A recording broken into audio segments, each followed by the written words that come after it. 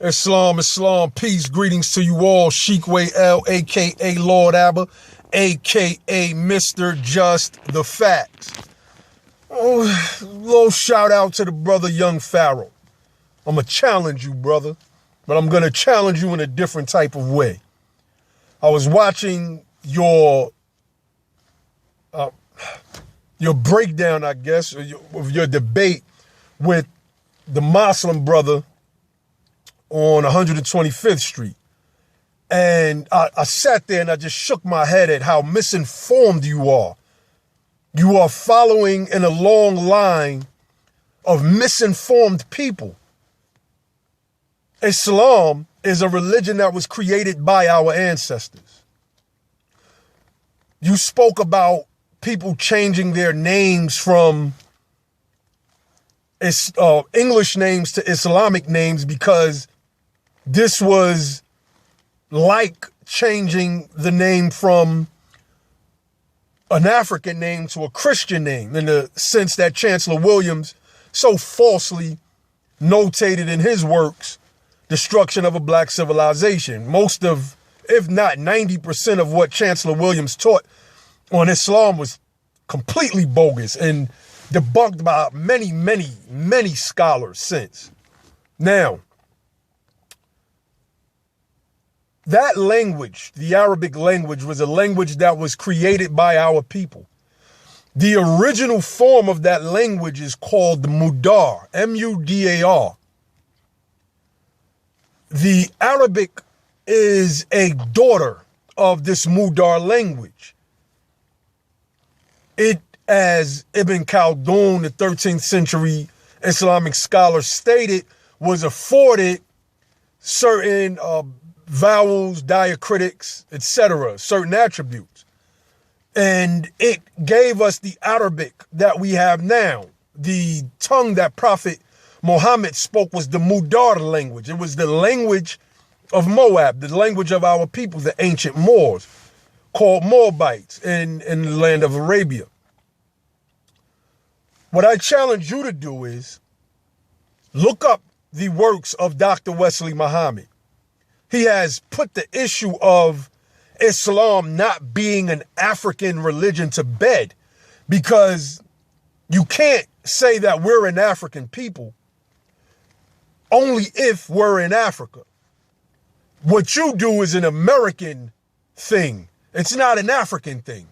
Your descendancy is from Africa, as is mine. But it's an American thing. It's not an African thing. So if what you're doing cannot be found anywhere on the continent today or on the continent yesterday from any of the various hundreds of tribes, nations, then you stand accused of being the same exact thing you're trying to accuse others of. Islam is a very African religion. The issue of slavery, Brother Wesley Muhammad also destroys these claims. The issue of,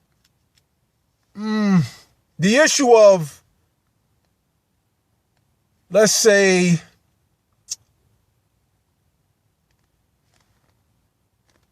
our people being enslaved by Islam. Rudolph Ware, Professor Rudolph Ware of the University of Michigan, who wrote the book Walking Quran, he puts this argument to bed. He puts it to rest. What you're going off of, beloved, is the dictates of Christian polemics, or polemics, as it's pronounced. I say polemic. A polemic, let me school you, young brother, is a person that's an arguer against something. And it is usually used for those who argue against other religions. All of your Afrocentric work, like Chancellor Williams' destruction of a black civilization, was funded by Christian polemics against Islam. Chancellor Williams himself was a Christian. So you are essentially taking the dictates of Christians, people that look like us, that had accepted the Christian religion, and then for the European went and fought against Islam. I urge you to look into the works. I urge you to look into the ethno history of Arabia. Sister Dana Marnichi, Dana Reynolds is another way you can find her. Look her up. She has afroasiatic.blogspot.com. Please look up this sister and her work so you will know the truth. Again, Dr. Wesley Muhammad wrote a book, Black Arabia. Tariq Berry wrote a book called Save the True Arabs. We are in 2016, people. It's 2016.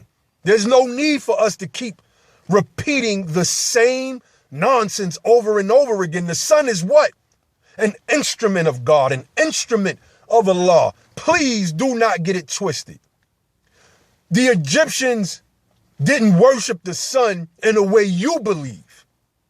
The Egyptians knew of the higher invisible power. The sun was given more reverence as being a sustainer, a representation of that which they could not see. That which they could not see, they called Shetwet or Shetwet Nektir, the invisible, mysterious energy that animates us all, that animates all things, especially on this particular physical plane that we live on this planet of Earth. Come back with information, beloved. Come back with some information, not memorized astral projections of the solar. The sun doesn't teach you morality. The sun doesn't teach you to not rob or not steal or not kill. How many atrocities have been committed under the sun? This is what religion is for. Our religion of Islam and the Moorish science teaches us that was not religion instituted to remind man of his infirmities, meaning his weaknesses, the things that we are inclined to do. So like when I listen to you, for instance, I can tell you have no religious background. You're always cursing and using foul language. Everybody it seems that you go up against, which shows that you really have no moral fiber about yourself. You lack religion, something that we as a people have had for, since the beginning of time. You'll never, ever be able to prove that we did not. You, nor Polite, or anybody on the 125th Street crew. So this is a message. This is a challenge to you, young brother, to go read real information pertaining to Islam. And you may learn something that will make you change your perception about it. But if you want to keep the same perception, then read nothing. Go ahead and spew ignorant misinformation. But do know that the big dogs will come at you. And you cannot touch the big dogs. Play with Reggie and them on 125th Street. They're your speed, beloved, not us. Peace.